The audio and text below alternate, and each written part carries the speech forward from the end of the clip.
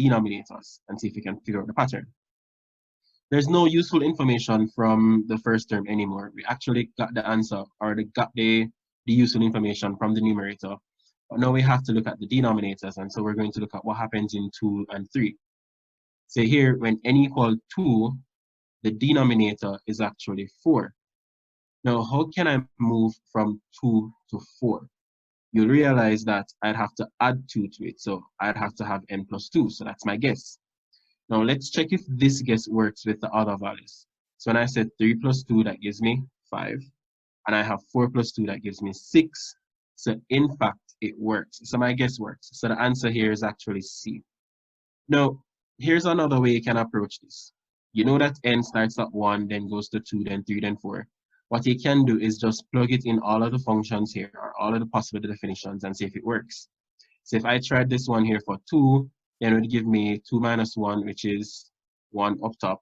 And then I'll have 2 squared in the denominator, which is 4, which works for the first one. Let's try it for the third one now. I have 3 minus 2, that gives me 1.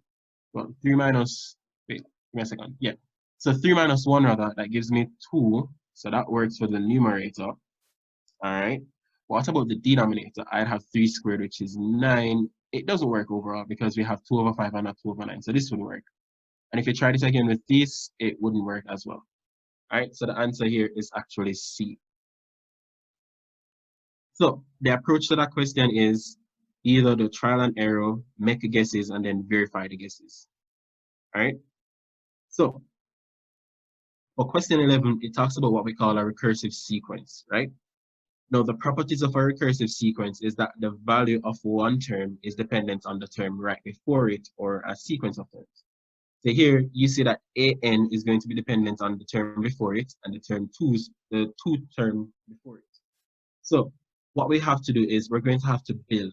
So the thing I like about recursive sequence is like you're literally building a tower. So the base is dependent on the one before it and the one above, and so you're basically increasing in that kind of sense, right? So if I want to find the fourth term here, I'm going to have to increase up to the fourth term. So when I was preparing, something I wanted to point out to you is that this definition of the sequence, right, can only be used for values of n that is greater than or equal to 3, meaning that I can only plug 3 in this, and then I can plug 4 and then 5. I can't plug 1 into this definition here. And that's why you see that we define the value of A1 and the value of A2, right? So let's work it out. So the only value I can plug into this formula is 3. So when I do that, I'm going to get A3 is equal to A of 3 minus 1 plus 3 times A of 3 minus 2. What I'm going to simplify these base values here. So it tells me now that A3 is equal to A of 2 plus 3A of 1, because 3 minus 2 is 1. Now what I'm going to do, I'm going to replace what A of 2 is with its value and A of 1 with its value. So substitute them. I get A3 is equal to A2, which is 3, plus 3A1, so 3 times 2 there. And I simplify this now, guys, it's going to give me 3 plus 6, which gives me 9 at the end of the day. Now, this is just the third term. So what we now need to do, we need to find what the fourth term is. When I plug 4 into this formula, let me write it over here. A4 is going to be A of 4 minus 1, which is A3, plus 3 of A, well, 4 minus 2 now would give me, so 2. So the answer here is A4 is equal to A3 plus 3A2. Now to find the exact value, what we need to do is substitute the values in. So now substitute the values in now, I'm going to get 9 plus 3 times A2. A2 we found to be 3, so 3 times 3 here. This is 9 plus 9, and you'll realize that the value is 18. So the idea about recursive sequences is that you have to build. So you can't just jump and go straight to A4. You have to go through A1, A2, A3, A4, and if they ask you about A6, you'd have to go through 5, then 6. So you have to build recursively, and that's the essence of it. So recursion means that you're repeating something over and over and over again. All right. So let's look at question 12 here. So question 12 is saying that the 10th term of the sequence, whose general formula is an, is this. So what they want you to do is actually find what AN is, or A10 rather. So all you're doing, it's a function. So what you're going to do, you're going to replace the value of n with what it's equal to, which is 10. So when I do that now, all I'm going to get is -1 to the 10 minus 1 times 10 squared plus 10 over 10 plus 1. When I do this now, I'm going to get -1. So 10 minus 1 is 9. 10 squared is 100 plus 10 over 11.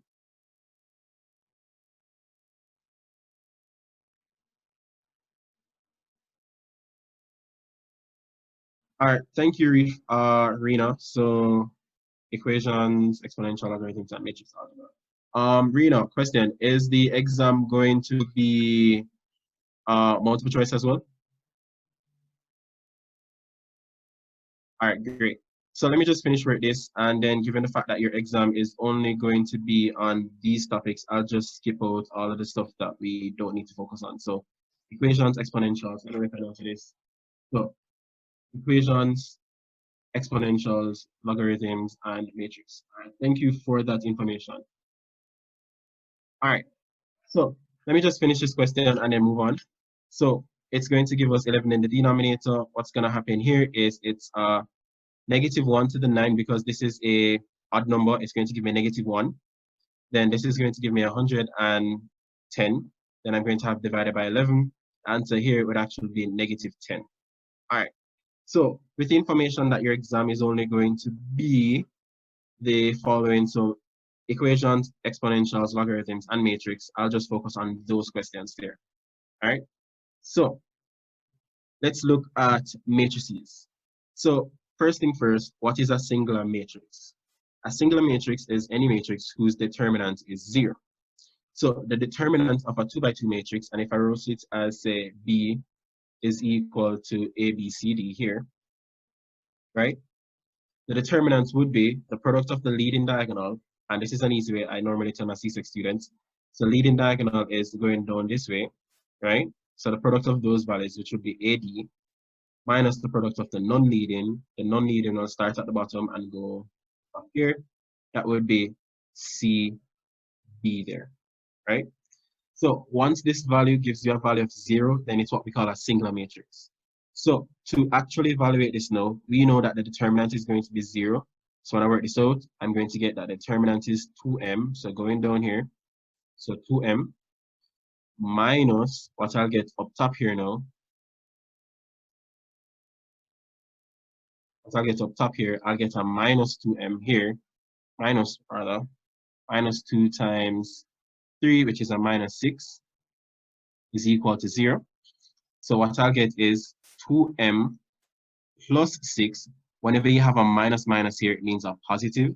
So 2m plus 6 is equal to 0. I'm solving for m, so I need to get the numbers on the next side of the equation. I get that 2m is equal to -6. Then what's going to happen here? Solve for m. I get that m is equal to -6 over 2, which is a -3. Now here's something that I need you to pay attention to in the exam.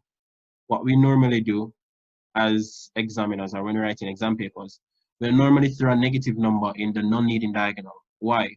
Because we know that students will sometimes like ignore the fact that when you have a negative here, it will give you an overall positive value. So pay attention to the negative that occur in your non-leading diagonal. All right. So question 3. So this question is a feel-good question. And when we talk about feel-good question, it's something will make you feel good by yourself because it's so easy and you can get it without even working it out. So when I look at question 15 here, I can already tell you that the answer is going to be 0. Now, how can I do that? If you remember the algorithm to find the determinant of a 3 by 3 matrix, you start with any row and any column. But there's a rule of thumb. Always start with the row or column that has the most amount of zeros. So you could either start with the second row, well, first row, second row, or you can start with this go down, right? But let me start with the first row here. So I'm going to start with the first row, right? I'm going to cover one value, cool. I'm going to eliminate that row, and then I'm going to also eliminate that column, right? So the determinant would be the value, which is 0.72, times the determinant of the resulting 2 by 2 matrix. But if I found the determinant of this 2 by 2 matrix here, it's 0.0 times 0.75, which is just going to give you 0. And then 0 times 0.88 just gives you a value of 0. So that's going to be 0 times 0.72 times 0. Now, if you repeat the process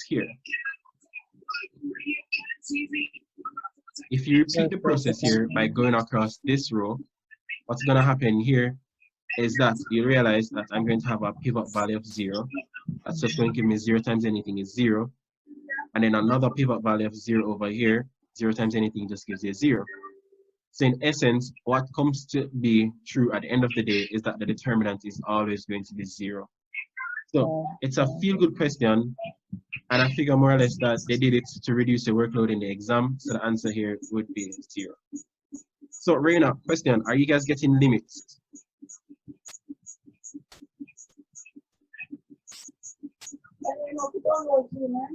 Yes, ma'am. We just when you should talk about Zoom, I'm on Zoom right now. All right, no problem. So given that you won't be getting limits on the exam, so I'll just skip over them, but I'll indicate how to do it. What you're going to do for a question like this, right? Oh, no, never mind. It's a different. Should you just say we're not getting something on the exam? I swear I studied it. I was like, nah, I didn't study that. All right. So, how would you evaluate question 16? So question 16 here. I don't know, man. I'm not going to work it out from scratch.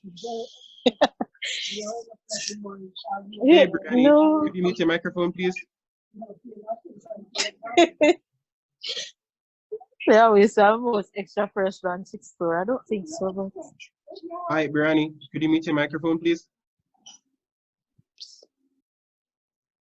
Thank you. All right.